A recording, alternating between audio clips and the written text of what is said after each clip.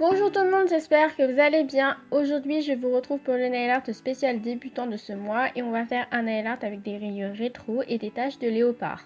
Je commence comme toujours par appliquer de la base sur tous mes ongles pour les protéger.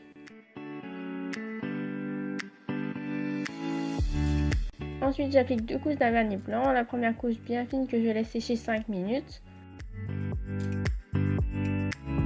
Puis la deuxième couche que je laisse bien sécher au moins 1 heure. Après, je découpe des fines bandes de scotch style striping tape qui font 1 mm de largeur et j'en colle une en plein milieu de mon ongle.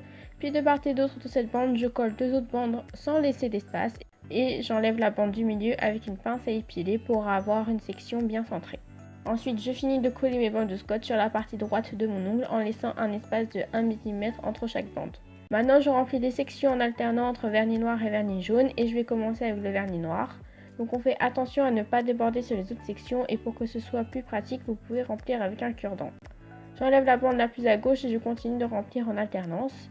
On enlève les bandes au fur et à mesure que les couleurs sont posées et on peut enlever une bande que si les sections de part et d'autre de cette bande sont remplies.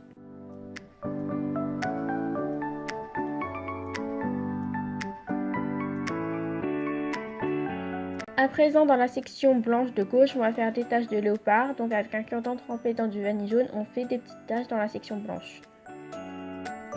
Puis on trempe le bout du cure-dent dans le vernis noir et on encadre les taches en faisant 1, 2 ou 3 parenthèses en ajoutant des points.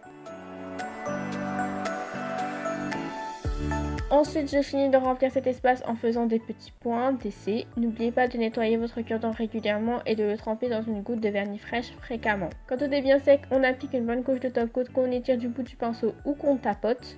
Et voilà le résultat final, j'espère que ce nail art vous aura plu. Personnellement, j'adore le résultat et vous pouvez voir qu'on peut faire des nail art assez sympas sans avoir du matériel spécifique au nail art, juste en utilisant ce que l'on a chez soi. Bref, sinon n'oubliez pas de vous abonner, de liker, commenter et partager cette vidéo. Et sur ce, je vous dis à la prochaine, bye!